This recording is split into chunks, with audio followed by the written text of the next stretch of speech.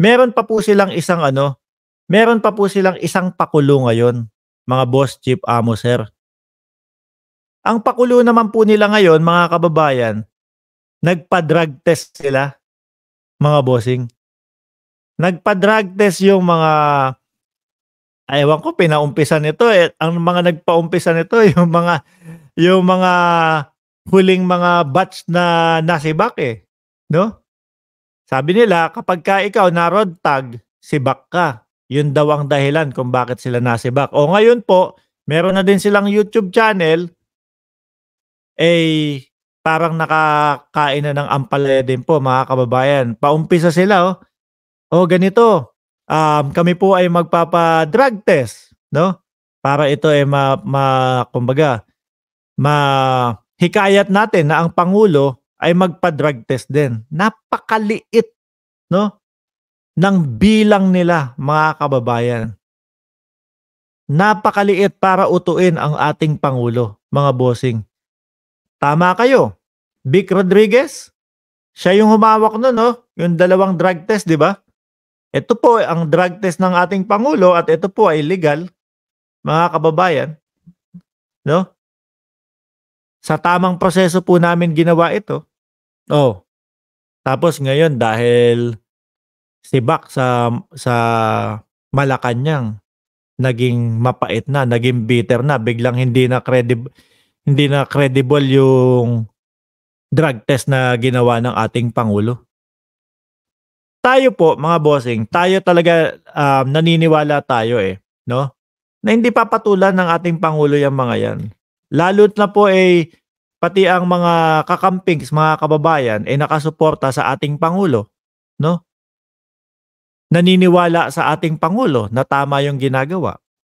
Siguro eto na lang ang iniisip natin na para mapabagsak ang ating pangulo. Biruin niyo, etong sila Rodriguez, etong sila Roque, alam ko alam nila yung nangyayari, eh, 'no? Alam ko for sure mga abogado 'yan, mga kababayan, eh. Kaya lang hinahayaan nilang magmukha silang tanga sa taong bayan, 'no? Dahil dito, para lang, paniwalaan ng taong bayan si Maharlika, mga boss. Sino po ang papaniwalaan niyo, yung isang tadtad ng puro kaso at lahat ng inilabas sa kanyang vlog at lahat ng sinasabi sa kanyang vlog na kasiraan ng gobyerno, eh, walang naipakita na ebidensya kahit isa. Eto yung pinakahuli. Yung pinakahuli, papel, 'no? Sinupalpal pa ng PIDEA. Kung susundan niyo po, mga kababayan, yung pagkakasunod-sunod nung kanilang mga naratibo, nung kanilang mga pinagsasasabi kontra gobyerno, mga bossing, halata na testing the water sila, eh. Tinetesting nila kung ano, eh. Eh, nadulas siguro sila.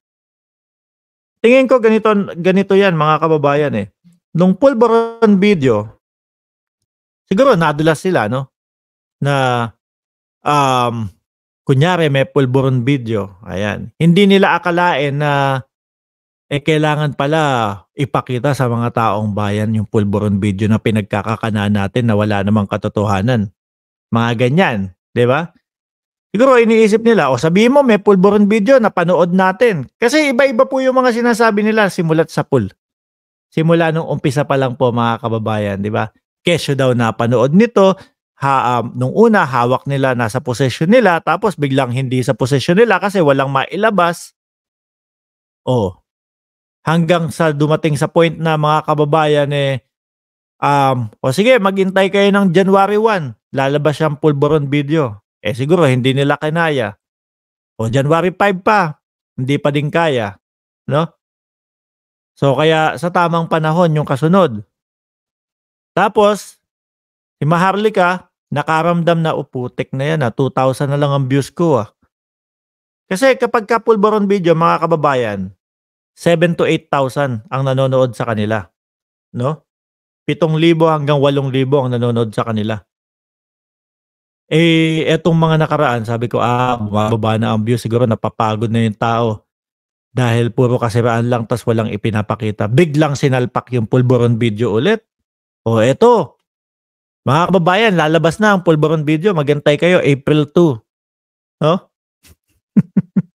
April 2. So ngayon, out of frustration, nabanggit na naman nila yung pulburon video, kahit wala at kahit hindi nila kayang ilabas, gumawa ng paraan. O papel na lang ng PIDEA. Kunyari, operation yan na hindi natuloy. Halata, mga bossing. Yun ang tanong natin. Sino ang paniniwalaan natin? Yung PIDEA ba na sinasabi na wala silang wala sa file? Alam nyo, sinasabi ni Roque, kasi ano yan papel lang yan no? Ibig sabihin wala sa computer ng PIDEA yan, mga kababayan. O, ganun. Imagine niyo na lang, mga bossing, ganito. Nung tayo po ay mga nag-aaral, no? Nung elementary, mga kababayan. Nung elementary, for sure yun, talagang wala pang masyadong computer, no? Subukan mong bumalik, no? Sa school mo sa elementary. Yung documents mo ngayon nasa computer na, mga kababayan. Kahit ang files natin nung mga panahon na yun, mga papel pa lang. Ngayon po, subukan mong bumalik, humingi ng Form 137. Nasa computer na po yun, mga bossing.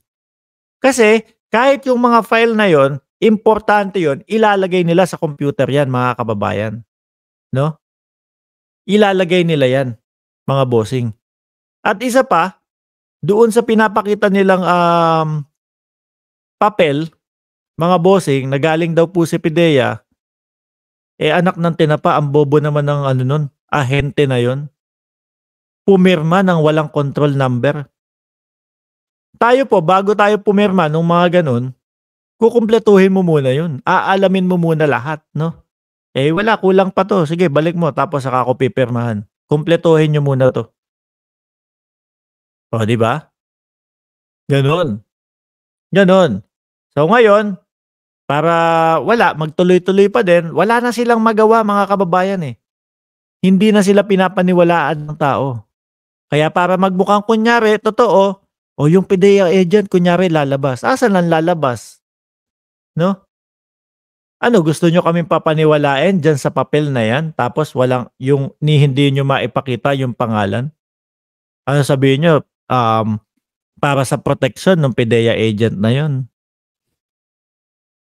Mukha ba kaming tumetegi ng tao para takpan nyo pa yon? Wala Lahat puro takip, lahat puro ganyan. Puro bla bla bla lang po, mga kababayan. Nakakalungkot na mga abogado pa naman po ito. Hinahayaan nilang magmukha silang tanga. No? Dumako tayo sa pangalawa nating topic, mga kababayan.